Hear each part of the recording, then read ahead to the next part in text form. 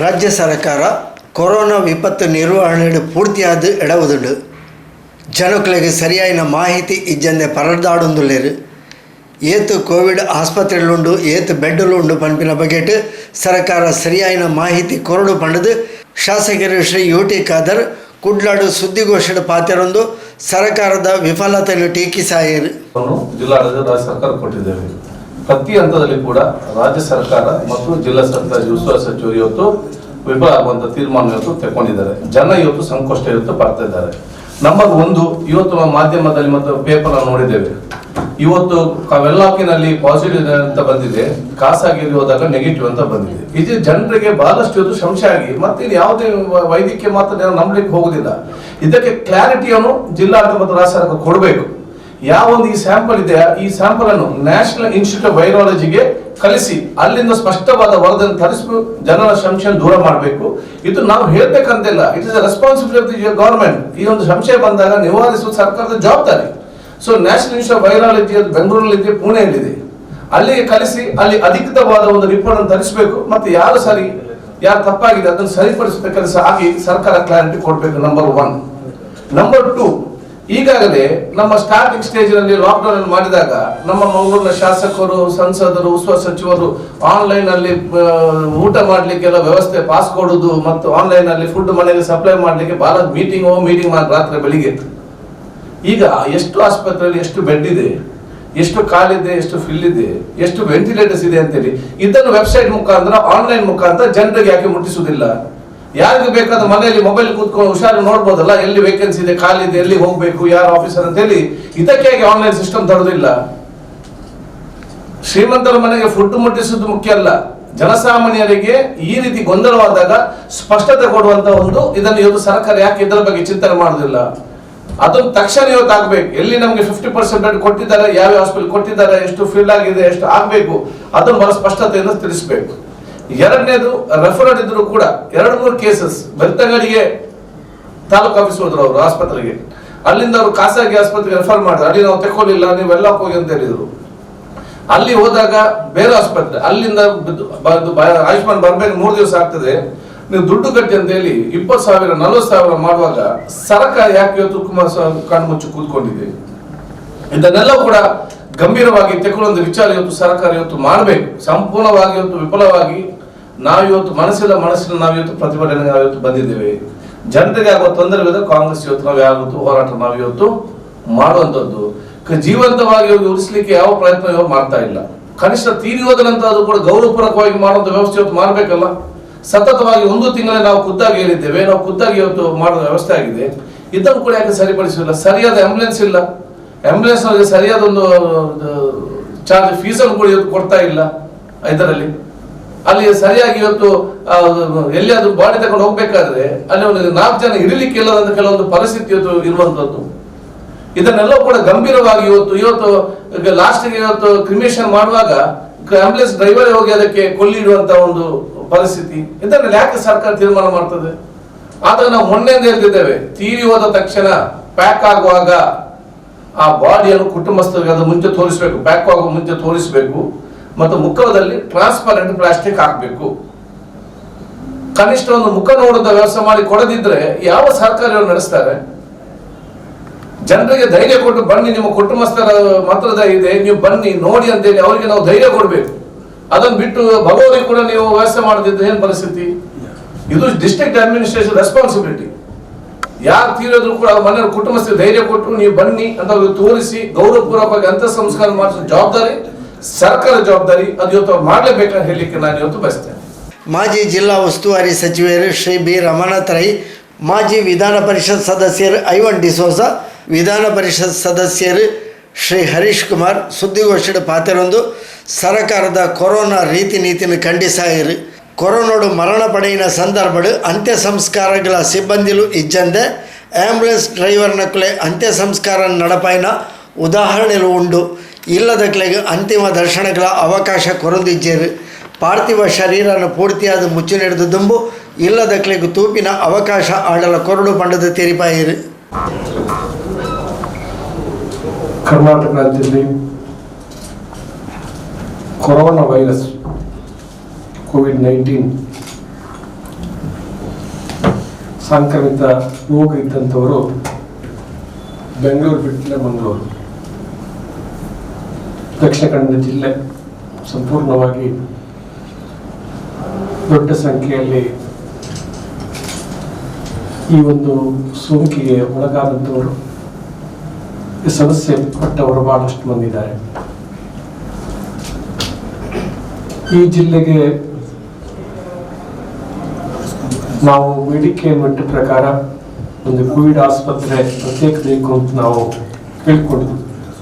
ವೆಲ್ಲಕ್ ಆಸ್ಪತ್ರೆಯನ್ನ ಖಾಸಗಿ ರೋಗಗಳಿಗೆ, ಬಹುಶಃ ಖಾಸಗಿ ರೋಗಗಳ ಸಮಸ್ಯೆ ಕೂಡ ಬಹಳ ದೊಡ್ಡ ಪ್ರಮಾಣದಲ್ಲಿ ಇದೆ ನಮ್ಮ ಜಿಲ್ಲೆಯಲ್ಲಿ. ಬಹುಶಃ ಈ ಜಿಲ್ಲೆಯ ವೆಲ್ಲಕ್ ಆಸ್ಪತ್ರೆ ಕೇವಲ ನಮ್ಮ ಜಿಲ್ಲೆಯ ಒಂದು ಕೇಂದ್ರ ಆಸ್ಪತ್ರೆ ಮಾತ್ರವಲ್ಲ, ಸುತ್ತಮುತ್ತಲ ಜಿಲ್ಲೆಗಳ ರೋಗಿಗಳು ಕೂಡ ಬರ್ತಕ್ಕಂಥ ಒಂದು ಆಸ್ಪತ್ರೆ. ಬಹುಶಃ ಅದನ್ನ ಪ್ರತ್ಯೇಕ ಇಡಬೇಕು ಅಂತ ಹೇಳುವಂಥದ್ದನ್ನು ನಾವು ಕೇಳಿದ್ವಿ. ಸರ್ಕಾರ ಯಾವುದೇ ಕ್ರಮವನ್ನು ಕೈಗೊಂಡಿಲ್ಲ. ಜಿಲ್ಲಾಡಳಿತ ಈ ಒಂದು ನಿಯಂತ್ರಣ ಮಾಡುವಲ್ಲಿ ವಿಫಲವಾಗಿದೆ. ಈಗಾಗಲೇ ತಮಗೆ ಗೊತ್ತಿದ್ದ ಪ್ರಕಾರ ಖಾಸಗಿ ಆಸ್ಪತ್ರೆ, ಮುಖ್ಯವಾಗಿ ಮೆಡಿಕಲ್ ಕಾಲೇಜ್ ಇರತಕ್ಕಂಥ ಆಸ್ಪತ್ರೆ 50 ಬೆಡ್ ಕೋವಿಡ್ ಸೋಂಕಿತರಿಗೆ 50% ನೀಡಬೇಕು ಅಂತ ಹೇಳುವಂತದ್ದನ್ನ ಮಾಡಿದ್ದಾರೆ. ಏನಾಗುತ್ತೆ ಅಂತ ಹೇಳಿದ್ರೆ, ಇವತ್ತು ಆನ್ಲೈನ್ ನಲ್ಲಿ ಅದನ್ನು ಹಾಕ್ಬೇಕು ಅಂತ ಹೇಳಿ ನಮ್ಮ ಒಂದು ಕೇಳಿಕೆ. ಆನ್ಲೈನ್ ಆಗಿ ಹಾಕಿದ್ರು ಕೂಡ ಕೆಲವು ಸಾರಿ ಮಾಹಿತಿ ಪ್ರಕಾರ ಕಾಲಿದೆ ಅಂತ ಹೇಳ್ತಾರೆ, ಆಸ್ಪತ್ರೆಗೆ ಹೋದ್ರೆ ಕಾಲಿಲ್ಲ ಅಂತ ಹೇಳ್ತಾರೆ. ಇಂಥ ಸಮಸ್ಯೆಗಳನ್ನ ಅದು ರೋಗಿಗಳು ಎದುರಿಸ್ತಕ್ಕಂಥದ್ದು. ಅವರ ರೋಗ ಲಕ್ಷಣ ಬಂದ ನಂತರ ಆಸ್ಪತ್ರೆಯಿಂದ ಆಸ್ಪತ್ರೆ ಅಲೆದಾಡ್ತಕ್ಕಂಥ ಸ್ಥಿತಿ ಕೂಡ ಇವತ್ತಿದೆ. ನಮ್ಮ ಜಿಲ್ಲೆಯಲ್ಲಿ ಕೂಡ ಇದೆ. ಪ್ರತಿಯೊಂದು ಆಸ್ಪತ್ರೆಗೆ, ಮೆಡಿಕಲ್ ಕಾಲೇಜ್ ಆಸ್ಪತ್ರೆಗೆ ನೋಡಲ್ ಅಧಿಕಾರಿಯನ್ನ ನೇಮಕ ಮಾಡಿದ್ದಾರೆ. ನಾನು ತಿಳಿದ ಪ್ರಕಾರ ಅವರು ಆರೋಗ್ಯ ಮಿತ್ರ ಅಂತೇಳಿ. ಅವರ ಜವಾಬ್ದಾರಿ ಏನು? ಬಹುಶಃ ಈ ಒಂದು ಪೆಟ್ಟಿಗಳನ್ನು ಎಷ್ಟಿದೆ ಅಂತ ಹೇಳುವ ಕರಾರುವಕ್ಕಾಗಿ ಅಧಿಕೃತವಾಗಿ ಜನರಿಗೆ ತಿಳಿಸ್ತಕ್ಕಂಥ ಕೆಲಸವನ್ನು ಮಾಡಬೇಕು. ಮತ್ತೆ ರೋಗಗಳಿಗೆ ಅದು ಕೆಲವು ಸಾರಿ ಇದೆ ಮತ್ತು ಇಲ್ಲ ಅಂತ ಹೇಳ್ತಕ್ಕಂಥ ಮಾತುಗಳು ಬರಬಾರದು. ನೋಡಲ್ ಅಧಿಕಾರಿ ಅದಕ್ಕೆ ಜವಾಬ್ದಾರಿ, ಜಿಲ್ಲಾಧಿಕಾರಿ ಅದಕ್ಕೆ ಜವಾಬ್ದಾರಿ. ಈ ಎಲ್ಲ 50 ಬೆಡ್ಗಳನ್ನ ಒಂದು 50% ಶೇಕಡ 50% ಆ ಬೆಡ್ಗಳು ಯಾವ ಆಸ್ಪತ್ರೆಯಲ್ಲಿ ಎಷ್ಟೆಷ್ಟು ಖಾಲಿ ಇದೆ, ಆ ಖಾಲಿ ಇರ್ತಕ್ಕಂಥ ಬೆಡ್ಗಳನ್ನ ರೋಗಿಗಳಿಗೆ ಒದಗಿಸುವಲ್ಲಿ ಜಿಲ್ಲಾಧಿಕಾರಿಗಳ ಜವಾಬ್ದಾರಿ ದೊಡ್ಡದು. ಅವರು ಅದನ್ನು ಜವಾಬ್ದಾರಿ ವಹಿಸಬೇಕು. ಸರ್ಕಾರ ಜವಾಬ್ದಾರಿ ವಹಿಸಬೇಕು. ಸರ್ಕಾರ ಜವಾಬ್ದಾರಿ ವಹಿಸಿ ನೋಡಲ್ ಅಧಿಕಾರಿ ಜವಾಬ್ದಾರಿ ವಹಿಸಿದರೆ ಅದು ಸ್ವಲ್ಪ ಫಲಿತಾಂಶ ಸಿಗಬಹುದು ಅಂತ ಹೇಳಿ ನನ್ನ ಅನಿಸಿಕೆ. ಬಹುಶಃ ಇದನ್ನ ಮಾಡಬೇಕು. ಮತ್ತೆ ಇದನ್ನು ನಿಯಂತ್ರಣ ಮಾಡುವಲ್ಲಿ ಬಹುಶಃ ಜನರಿಗೆ ಮೂಲಭೂತ ಒಂದು ವ್ಯವಸ್ಥೆ ಮಾಡುವಲ್ಲಿ ಪ್ರಾರಂಭದಲ್ಲಿ ಸರ್ಕಾರ ಸೋತಿದೆ, ಜಿಲ್ಲಾಡಳಿತ ಕೂಡ ಸೋತಿದೆ. ಇವತ್ತು ಬರೀ ಲಾಕ್ಡೌನ್ ಘೋಷಣೆ ಮಾಡಿದ್ರೆ ಸಾಕಾಗುವುದಿಲ್ಲ. ಇಲ್ಲಿ ರೈತರು, ಕೂಲಿ ಕಾರ್ಮಿಕರು, ವಲಸೆ ಕಾರ್ಮಿಕರು, ಬಡವರು, ಅವರು ದಿನನಿತ್ಯದ ಜೀವನ ಮಾಡೋದು ಕಷ್ಟವಾಗುವಂತ ಸ್ಥಿತಿ ಈಗ ಅಂತ ಪರಿಸ್ಥಿತಿ ಇದೆ. ಅವರಿಗೆ ದಿನಬಳಕೆ ವಸ್ತುಗಳು ಹೇಗೆ ಸಿಗುತ್ತೆ? ಇವತ್ತು ಪೆಟ್ರೋಲ್ ಡೀಸೆಲ್ ದರ ಜಾಸ್ತಿ ಆಗಿ ಅದರ ಪರಿಣಾಮ ಏನಾಗುತ್ತೆ ಅಂತ ಹೇಳಿ ದಿನಬಳಕೆ ವಸ್ತುಗಳ ಕ್ರಯ ದಿನದಿಂದ ಜಾಸ್ತಿ ಆಗ್ತದೆ. ಆತ ದಿನಬಳಕೆ ವಸ್ತುಗಳು ಬಹುಶಃ ಅದನ್ನು ಪ್ರಾಥಮಿಕ ಹಂತದಲ್ಲಿ ಜನರಿಗೆ ನೀಡತಕ್ಕಂಥ ಕೆಲಸವನ್ನು ಮಾಡಬೇಕಾಗಿತ್ತು, ಅದು ಮಾಡಿಲ್ಲ. ಕಿಟ್ಗಳನ್ನು ಕೊಡುವಂತದ್ದು ಕೂಡ ಅದಕ್ಕೆ ರಾಜ್ಯಕ್ಕೆ ಪ್ರೇರಿತವಾದ ಕಿಟ್ ಕೊಡ್ತಕ್ಕಂಥ ಪ್ರಯತ್ನ ಕೂಡ ಆಯ್ತು. ಇಲ್ಲಿ ಬಹುಶಃ ಸರ್ಕಾರ ಕಿಟ್ ಕೊಡಬೇಕು ಒಬ್ಬ ಸಾಮಾನ್ಯ ಜನರಿಗೆ. ಇವತ್ತು ಶಾಸಕರು ಮುಖಂಡರುಗಳು ಬಿಜೆಪಿಯ ಅವರ ರಾಜಕೀಯ ಪ್ರಯೋಜನ ಪಡೆಯತಕ್ಕಂಥ ದೃಷ್ಟಿಯಲ್ಲಿ ಅವರೇ ಕಿಟ್ಟು ಕೊಡ್ತಕ್ಕಂಥದ್ದನ್ನು ಮಾಡುವಂಥದ್ದಕ್ಕೆ ಅವರು ಮುಂದಾದ್ರೆ ಹೊರತು ಸರ್ಕಾರ ಬಡವರಿಗೆ ಕಿಟ್ಟು ಕೊಡ್ತಕ್ಕಂಥ ಪ್ರಯತ್ನವನ್ನ ನಮ್ಮ ಜಿಲ್ಲೆಯಲ್ಲಿ ಜಿಲ್ಲಾಡಳಿತವಾಗಲಿ ಸರ್ಕಾರವಾಗಲಿ ಮಾಡಿಲ್ಲ ಅಂತ ಹೇಳುವಂತ ಮಾತನ್ನು ನಾನು ಹೇಳಬೇಕಾಗಿದೆ. ಇಂತಹ ಸ್ಥಿತಿಯಲ್ಲಿ ಬಹುಶಃ ಇವತ್ತು ನಾನು ಪತ್ರಿಕೆ ಓದಿದೆ, ಸಿದ್ದರಾಮಯ್ಯ ಏನಾದ್ರೂ ಮುಖ್ಯಮಂತ್ರಿ ಇರ್ತಿದ್ರೆ ಇಡೀ ಆಡಳಿತ ಲೆಕ್ಕಾಚಾರ ಬೇರೆ ಆಗ್ತಿತ್ತು ಅಂತ ಹೇಳಿ ನಮ್ಮ ನಳಿನ್ ಕುಮಾರ್ ಕಟೀಲ್ ಹೇಳಿದ್ದಾರೆ. ಇದೊಂದು ಆಶ್ವಾಸವಾದಂತ ಒಂದು ಹೇಳಿಕೆ.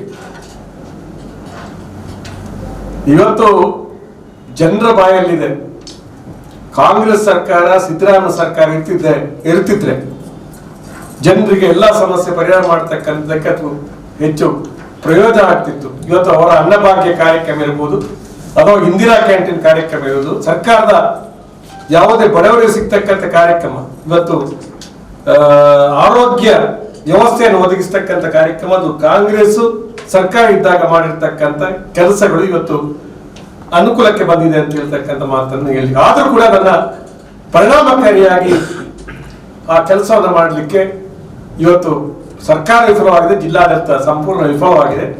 ಅದನ್ನು ಖಂಡಿಸಿ ನಾವೊಂದು ಸಾಂಕೇತಿಕವಾಗಿ, ಯಾಕೆಂದ್ರೆ ಈ ಕೊರೋನಾ ಈ ಸೋಂಕಿರುವಂತಹ ಸಂದರ್ಭದಲ್ಲಿ ನಾವು ಪ್ರತಿಭಟನೆ ಮಾಡಬಾರದು ಅನ್ನುವಂತ ಅಭಿಪ್ರಾಯ ಇದ್ರೂ ಕೂಡ ಇವತ್ತು ಸರ್ಕಾರದ ಗಮನ ಸೆಳೆಯುವಂತಹ ಕೆಲಸವನ್ನ ನಾವು ಸಾಂಕೇತಿಕವಾಗಿ ಮಾಡಿದ್ದೇವೆ. ಇವತ್ತು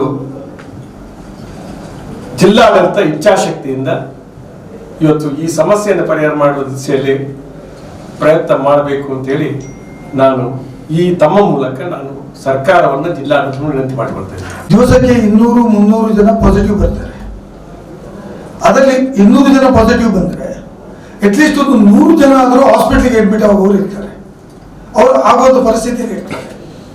ಅವರನ್ನು ಎಲ್ಲಿ ಅಡ್ಮಿಟ್ ಮಾಡಬೇಕು ಅಂತ ಸರ್ಕಾರದವರು ಎಲ್ಲಿಯೂ ಮಾತಾಡ್ತಾ ಇಲ್ಲ. ಆರೋಗ್ಯ ಮಿತ್ರ ಅಂತ ನೇಮಕ ಮಾಡಿದ್ದಾರೆ.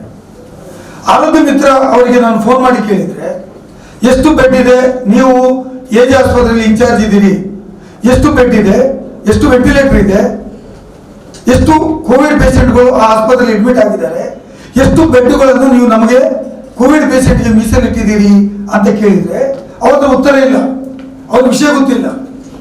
ಆರೋಗ್ಯ ಮಿತ್ರ ಒಬ್ಬ ಸರ್ಕಾರಿ ನೌಕರ, ಅವರನ್ನು ನೇಮಕ ಮಾಡಿದ್ದು ಸರ್ಕಾರ. ಅಲ್ಲಿ ಉಚಿತವಾಗಿ ಚಿಕಿತ್ಸೆಗೆ ಬರತಕ್ಕಂಥ ಸರ್ಕಾರಿ ಯೋಜನೆಯಲ್ಲಿ ಬರುವಂಥ ಪೇಷಂಟ್ಗಳಿಗೆ ಟ್ರೀಟ್ ಮಾಡಲಿಕ್ಕೆ ಅವರು ವಿಫಲರಾಗಿದ್ದಾರೆ. ಅವರಿಗೆ ಸರಿಯಾದ ಮಾಹಿತಿಯನ್ನು ಇಟ್ಟುಕೊಳ್ಬೇಕು. ಡಿಸಿ ಅವರು ಅವರಿಗೆ ಸರಿಯಾದ ಮಾಹಿತಿ ಕೊಟ್ಟು, ಏನು ಯಾರು ಬಂದು ಕೇಳಿದ್ರು ಕೂಡ ಅವರಿಗೆ ಮಾಹಿತಿ ಕೊಟ್ಟು ಅವರಿಗೆ ಅಡ್ಮಿಟ್ ಮಾಡುವಂಥ ಕೆಲಸ ಆರೋಗ್ಯ ಮಿತ್ರನೇ ಮಾಡಬೇಕು. ಜನರು ಭಯಭೀತರಾಗಿ ಇದಕ್ಕೆ ತುತ್ತಾದ್ರೆ ನಮ್ಮ ಪರಿಸ್ಥಿತಿ ಏನು, ನಮ್ಮ ಕುಟುಂಬದ ಪರಿಸ್ಥಿತಿ ಏನು ಅನ್ನುವಂಥ ವಿಚಾರ ಒಂದು ಕಡೆ ಆದರೆ, ಇವತ್ತು ಕೃಷಿ ಕೂಲಿ ಕಾರ್ಮಿಕರು, ಕೂಲಿ ಕಾರ್ಮಿಕರು, ಕಟ್ಟಡ ಕಾರ್ಮಿಕರು, ವ್ಯಾಪಾರಸ್ಥರು ಎಲ್ಲರೂ ಕೂಡ ತಮ್ಮ ತಮ್ಮ ಉದ್ಯೋಗ ಇಲ್ಲದೆ ಸಂಕಷ್ಟದಲ್ಲಿರುವಂತಹ ಸಂದರ್ಭ. ಇಂತಹ ಸಂದರ್ಭದಲ್ಲಿ ಕಾಂಗ್ರೆಸ್ ಪಕ್ಷ ಇವತ್ತು ರಾಜ್ಯದಾದ್ಯಂತ ಕೆಪಿಸಿಸಿ ಅಧ್ಯಕ್ಷರಿಂದ ಹಿಡಿದು ನಮ್ಮ ಗ್ರಾಮ ಪಂಚಾಯತ್ ಸದಸ್ಯರವರೆಗೆ, ನಮ್ಮ ಜಿಲ್ಲೆಯಲ್ಲಿ ಅಂತೂ 8 ವಿಧಾನಸಭಾ ಕ್ಷೇತ್ರಗಳಲ್ಲಿ ಕೂಡ ನಮ್ಮ ಶಾಸಕರು, ಮಾಜಿ ಶಾಸಕರುಗಳು, ಕಾಂಗ್ರೆಸ್ ಅಧ್ಯಕ್ಷರುಗಳು, ವಿಧಾನ ಪರಿಷತ್ ಸದಸ್ಯರು ಎಲ್ಲರೂ ಕೂಡ ಜನರ ಸಂಕಷ್ಟಕ್ಕೆ ಪರಿಹಾರ ಒದಗಿಸುವಲ್ಲಿ, ಕಿಟ್ ವಿತರಿಸುವಲ್ಲಿ, ಆಹಾರ ಪದಾರ್ಥಗಳನ್ನು ಕೊಡುವಂಥದ್ದಲ್ಲಿ, ಅವರಿಗೆ ಊಟ ಒದಗಿಸುವುದರಲ್ಲಿ ಮತ್ತು ಆರೋಗ್ಯ ಇಲಾಖೆಗೆ ಬೇಕಾದಂತ ವ್ಯವಸ್ಥೆ ಮಾಡುವಲ್ಲಿ ನಮ್ಮ ಜಿಲ್ಲಾ ಎಲ್ಲ ನಾಯಕರುಗಳು ಕೂಡ ಮುಂಚೂಣಿಯಲ್ಲಿದ್ದರು. ಸಹಾಯವಾಣಿ ನೀಡುವಲ್ಲಿ ಎಲ್ಲರೂ ಮುಂಚೂಣಿಯಲ್ಲಿದ್ದರು ಅಂತ ಹೇಳಿದ್ರೆ ನಮಗೆ ತುಂಬಾ ಸಂತೋಷ ಆಗ್ತದೆ. ಒಂದು ರೀತಿಯಲ್ಲಿ ನೋಡಿದ್ರೆ ನಾವು ಜವಾಬ್ದಾರಿಯುತ ವಿರೋಧ ಪಕ್ಷ ಇವತ್ತು ಸರ್ಕಾರದ ಏನು ಮೆಷಿನರಿ ಕೆಲಸ ಮಾಡ್ತಿದ್ದೆ ಅದಕ್ಕಿಂತ ಹೆಚ್ಚಾಗಿ ನಮ್ಮ ಕೆಪಿಸಿ ಅಧ್ಯಕ್ಷರಿಂದ ಆದಿಯಾಗಿ ನಾವು ಕೆಲಸ ಮಾಡಿದ್ದೇವೆ, ರೈತರಿಗೆ ನೆರವಾಗಿದ್ದೇವೆ ಅನ್ನೋದನ್ನು ನಮಗೆ ಬಹಳ ಸಂತೋಷದಿಂದ ನಾವು ಹೇಳ್ತಿದ್ದೇವೆ. ಇವತ್ತು ಸರ್ಕಾರ ಏನ್ ಮಾಡ್ತಾ ಇದೆ, ಸರ್ಕಾರ ಇದನ್ನು ನಿಭಾಯಿಸುವಲ್ಲಿ ಸಂಪೂರ್ಣ ವಿಫಲವಾಗಿದೆ. ಬೆಂಗಳೂರಿಗೆ 8 ಜನ ಮಂತ್ರಿಗಳನ್ನ ಉಸ್ತುವಾರಿಗಳನ್ನಾಗಿ ಮಾಡಿದ್ದಾರೆ. ಒಬ್ಬರಿಗೆ ಕೋಆರ್ಡಿನೇಷನ್ ಇಲ್ಲ, ಒಬ್ರೊಬ್ರು ಒಂದೊಂದು ಸ್ಟೇಟ್ಮೆಂಟ್ ಕೊಡ್ತಾರೆ. ಜನರು ಪರದಾಡುವಂತ ಪರಿಸ್ಥಿತಿ, ಮಾರ್ಗದಲ್ಲಿ ನಡ್ಕೊಂಡು ಹೋಗುವಾಗ ಬಿದ್ದು ಸಾಯ್ತಾರೆ. ಗರ್ಭಿಣಿ ಹೆಂಗಸರು ಆಸ್ಪತ್ರೆಗೆ ಹೋಗ್ಲಿಕ್ಕೆ ವ್ಯವಸ್ಥೆ ಇಲ್ಲ, ಆಟೋ ರಿಕ್ಷಾದಲ್ಲಿ ಹೆರಿಗೆ ಆಗ್ತದೆ ಮತ್ತು ರಾತ್ರಿ ಇಡೀ ಆಸ್ಪತ್ರೆಯಿಂದ ಆಸ್ಪತ್ರೆಗೆ ತಿರುಗಿ ಬೆಳಿಗ್ಗೆ ವಾಪಸ್ ಮನೆಗೆ ಹೋಗುವಂತಹ ಸಂದರ್ಭ ಕೂಡ ಒಳ್ಳೆಯ ಆಸ್ಪತ್ರೆಗೆ ತಿರುಗಿ ಬೆಳಿಗ್ಗೆ ವಾಪಸ್ ಮನೆಗೆ ಹೋಗುವಂತ ಸಂದರ್ಭವನ್ನು ನಾವು ನೋಡ್ತಾ ಇದ್ದೇವೆ. ಇಂತಹ ಕ್ಲಿಷ್ಟ ಪರಿಸ್ಥಿತಿಯಲ್ಲಿ ಸರ್ಕಾರದ ವೈಫಲ್ಯತೆಯನ್ನು ಎತ್ತಿ ತೋರಿಸುವುದು ನಮ್ಮ ಕರ್ತವ್ಯ. ಬಹಳ ನೋವಾಗ್ತದೆ. ಪ್ರತಿಭಟನೆ ಮಾಡುವಂತ ಸಂದರ್ಭ ಅಲ್ಲ ಅಥವಾ ಬೀದಿಗಿಳಿಯುವಂತಹ ಸಂದರ್ಭ ಅಲ್ಲ. ಆದ್ರೆ ಅಧ್ಯಕ್ಷರು ಒಂದು ಮಾತನ್ನ ಹೇಳಿದರು, ನಮ್ಮನ್ನು ಮಾರ್ಗಕ್ಕೆ ಬೀದಿಗೆ ಇಳಿಲಿಕ್ಕೆ ಅವಕಾಶ ಮಾಡಿಕೊಡಬೇಡಿ ಅನ್ನುವಂತಹ ಮನವಿಯನ್ನು ಸರ್ಕಾರಕ್ಕೆ ಮಾಡಿದರು. ಅಂತ ಪರಿಸ್ಥಿತಿ ಬಂದ್ರೆ ಕಾಂಗ್ರೆಸ್ ಪಕ್ಷ ಜನರ ಪರವಾಗಿ ಬೀದಿಗಿಳಿದು ಹೋರಾಟ ಮಾಡಲಿಕ್ಕೂ ಹೇಸುವುದಿಲ್ಲ, ನಾವು ಹಿಂದೆ ಸರಿಯುವುದಿಲ್ಲ ಅನ್ನುವಂಥ ವಿಚಾರವನ್ನು ಕೂಡ ಸ್ಪಷ್ಟಪಡಿಸಿದ್ದಾರೆ. ಇವತ್ತು ಸರ್ಕಾರ ಆಂಬ್ಯುಲೆನ್ಸ್ ಒದಗಿಸುವಲ್ಲಿ, ಕಿಟ್ ಒದಗಿಸುವಲ್ಲಿ ಸಂಪೂರ್ಣ ವಿಫಲವಾಗಿದೆ. ಅವರಿಗೆ ಆಸ್ಪತ್ರೆಯಲ್ಲಿ ಹೋದ್ರೆ ಬೆಡ್ ಇಲ್ಲ ಅನ್ನುವಂಥ ಪರಿಸ್ಥಿತಿ ಬಂದಿದೆ. ಕೆಲವು ಆಸ್ಪತ್ರೆಗಳಿಗೆ ಹೋದ್ರೆ ಲಕ್ಷಾಂತರ ಬಿಲ್ ಮಾಡುವಂತ ವ್ಯವಸ್ಥೆ ಬಂದಿದೆ. ಉಸ್ತುವಾರಿ ಸಚಿವರು ಇರ್ಬೋದು, ಶಾಸಕರು ಇರ್ಬೋದು, DC ಇರ್ಬೋದು, ಪ್ರಥಮ ಹಂತದಲ್ಲಿ ನಮ್ಮನ್ನು ಜನಪ್ರತಿನಿಧಿಗಳನ್ನು ಕರೆದು ನಮ್ಮ ಸಲಹೆಯನ್ನು ಪಡಿತಾ ಇದ್ರು. ನಾವು ಅನೇಕ ಸಲಹೆಗಳನ್ನ, ನಾನು ಯುಟಿ ಖಾದರ್, ಐವನ್ ಡಿಸೋಜಾ, ಒಮ್ಮೆ ಮಾಜಿ ಶಾಸಕರನ್ನು ಕೂಡ DC ಅವರು ಕರೆದಿದ್ರು. ಎಲ್ಲರೂ ಕೂಡ ಸೂಕ್ತವಾದ ಸಲಹೆಗಳನ್ನು, ನಿರ್ದೇಶನವನ್ನು ಕೊಟ್ಟಿದ್ದೇವೆ. ಯಾವುದನ್ನು ಕೂಡ ಅವರು ಗಣನೆಗೆ ತೆಗೆದುಕೊಳ್ಳಿಲ್ಲ. ಇವತ್ತು ಒಂದು ರೀತಿಯಲ್ಲಿ ಸರ್ಕಾರ ಭ್ರಷ್ಟಾಚಾರದಲ್ಲಿ ತೊಡಗಿದೆ. ಸಾವಿರಾರು ಕೋಟಿ ರೂಪಾಯಿಗಳಲ್ಲಿ ಭ್ರಷ್ಟಾಚಾರ ಆಗಿದೆ.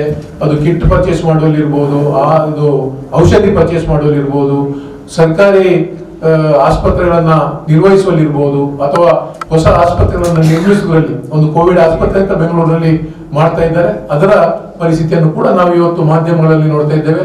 ನಮ್ಮ ವಿರೋಧ ಪಕ್ಷದ ನಾಯಕರಾದ ಸಿದ್ದರಾಮಯ್ಯನವರು ಸಂಪೂರ್ಣ ವಿವರವನ್ನ ಪತ್ರಿಕೆಯ ಮುಖಾಂತರ ತಿಳಿಯಪಡಿಸಿದ್ದಾರೆ. ಇಂತಹ ಒಂದು ನಿಷ್ಪ್ರಯೋಜಕ ಸರ್ಕಾರ, ಭ್ರಷ್ಟಾಚಾರದಲ್ಲಿ ಮುಳುಗಿದಂತಹ ಸರ್ಕಾರ, ಈ ಒಂದು ಜನರು ಸಂಕಷ್ಟದಲ್ಲಿರುವಂತಹ ಮಹಾ ರೋಗವನ್ನು ಎದುರಿಸುತ್ತಾ ಇರುವಂತಹ ಈ ಸಂದರ್ಭದಲ್ಲಿ ಸರ್ಕಾರದ ವೈಫಲ್ಯತೆಯನ್ನು ಎತ್ತಿ ತೋರಿಸುವುದು ನಮ್ಮ ಕರ್ತವ್ಯ. ನಾವು ಮುಂದಿನ ದಿನಗಳಲ್ಲಿ ಖಂಡಿತ, ಇವತ್ತು ಸಾಂಕೇತಿಕವಾಗಿ ಏನು ಪ್ರತಿಭಟನೆಯನ್ನು ಮಾಡಿದೆವೋ, ಮುಂದಿನ ದಿನಗಳಲ್ಲಿ ಸರ್ಕಾರದ ವೈಫಲ್ಯತೆ ಮುಂದುವರಿದಲ್ಲಿ, ಜನರು ಸಂಕಷ್ಟಕ್ಕೆ ಅವರು ಸ್ಪಂದಿಸದೇ ಇದ್ದಲ್ಲಿ, ಆಸ್ಪತ್ರೆಗಳಲ್ಲಿ ಅದರ ವ್ಯವಸ್ಥೆಗೆ ಬೇಕಾದಂತ, ಇವತ್ತು ಬೆಂಗಳೂರಿನಲ್ಲಿ ಆದಂತೆ ಇಲ್ಲಿ ಕೂಡ ಒಂದು ಆಸ್ಪತ್ರೆಯನ್ನು ಮಾಡಬೇಕು ಅಂತ ಹೇಳಿ ರಮಾನಾಥ್ ಅವರು ಕೂಡ ಸರ್ಕಾರದ ಗಮನವನ್ನು ಸೆಳೆದಿದ್ರು.